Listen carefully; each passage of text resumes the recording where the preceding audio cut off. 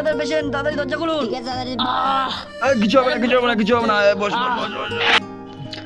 বলো কি হয়েছে? ব্যথা করছে। কিছু হবে না, কিছু হবে না।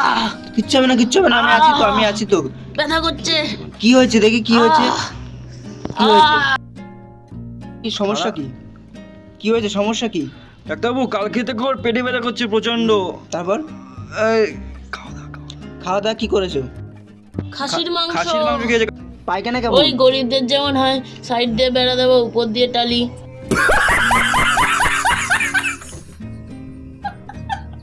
আরে মশাই, আমি ওই কথা বলিনি। পায়খানা হচ্ছে কেমন, মানে গু? তো বলবো।